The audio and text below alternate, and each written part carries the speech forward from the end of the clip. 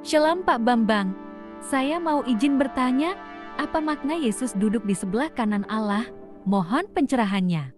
Maka kalau Anda sering dibully, ya, itu harus tahan bantingan, akalnya dipakai, supaya sekalipun kita tidak membuli orang lain, tapi bisa menjawab bulian orang lain. Itu kira-kira, tidak usah kita membalas ngejek dengan mengejek, tidak usah lah. Itu bukan cara Kristen seperti itu. Duduk di sebelah kanan Allah itu bukan dua kursi, itu perumpamaan. Pinter lah. Masa yang gini aja kita bingung. Kalau Anda belajar bahasa Inggris, tapi kalau mimpimu masih pakai bahasa Indonesia, itu belum lancar bahasa Inggris. Jadi kalau kamu menguasai ini, kalau mimpimu itu sampai kira-kira ada naskah-naskah, Qumran, terus kemudian sejarah Yosefus Israel, itu baru kamu lulus. Kalau lulusnya pakai Google, belum lulus itu. Ya apa sih duduk di sebelah kanan Allah? Itu tadi Mazmur tadi, Neum Hasem Laduni, berfirmanlah Tuhan kepada Tuanku, Siflimini, duduklah di sebelah kananku. Bait Allah di Yerusalem itu memiliki 3 ruangan.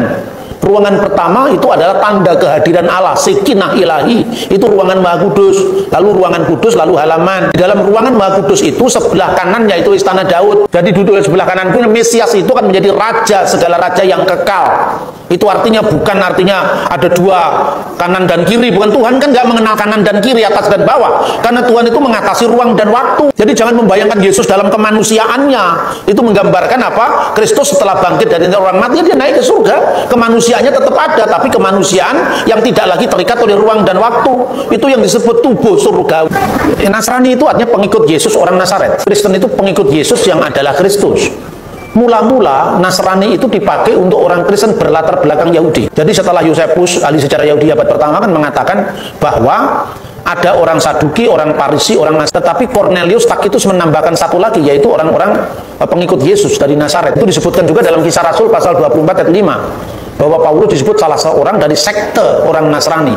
Nasrani itu pengikut Yesus dari kalangan Yahudi. Sementara kalau Kristiani, itu Kristianoi jamaknya, Kristianos itu tunggalnya, itu disebutkan dalam Kisah Rasul 11 ayat 26, yaitu orang-orang Kristen yang dari latar belakang bukan Yahudi. Yang dari Nasrani tadi jemaat yang bersunat, yang Kristen itu jemaat yang tidak bersunat. Terus kemudian menyelesaikan itu bersama para rasul di Antioquia, dicatat dalam Kisah Rasul pasal 15 tadi.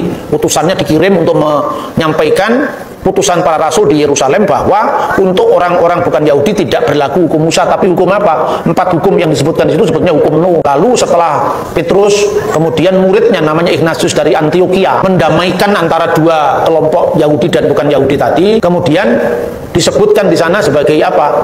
Aku percaya akan satu gereja yang kudus, katolik, dan apostolik, itu sejak tahun 100-an. Mendamaikan 2 kelompok tadi, karena apa? Pada waktu itu, 2 kelompok itu yang Nasrani dipimpin oleh Ignatius, yang Kristiani dipimpin oleh Evodius. Evodius itu latar belakang bukan Yahudi, Ignatius itu latar belakang Yahudi Kristen yang disebut Nasrani.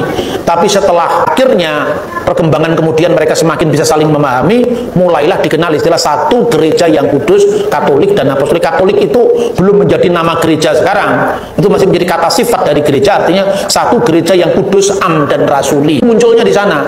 Tapi sejak abad keempat, kata Nasrani ini dibajak oleh bidat yang namanya bidat Nasrani Mandayan. Sejak saat itu orang-orang Kristen di Arab sampai hari ini tidak mau disebut Nasrani, karena Nasrani itu selalu menimbulkan salah paham. Tapi kalau Nasrani di abad pertama itu adalah orang Yahudi Kristen, orang Yahudi yang mengikuti Yesus berdasarkan hukum Musa. Kalau Kristen di Antioquia, orang-orang yang mengikuti Yesus berdasarkan hukum Nuh. Kira-kira seperti itu. Ya, kira-kira itu. Pertanyaan berikutnya, kata Tritunggal tidak ada dalam Alkitab. Teologi agama apapun judulnya juga tidak ada di Alkitabnya. Kenapa hanya Kristen yang dibully? Islam misalnya, ajaran utamanya tauhid. Mana ada kata tauhid dalam Quran? Apa kalau nggak ada judul berarti ajarannya salah?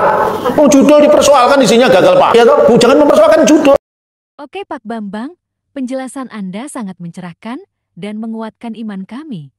Terima kasih, Tuhan Yesus memberkati.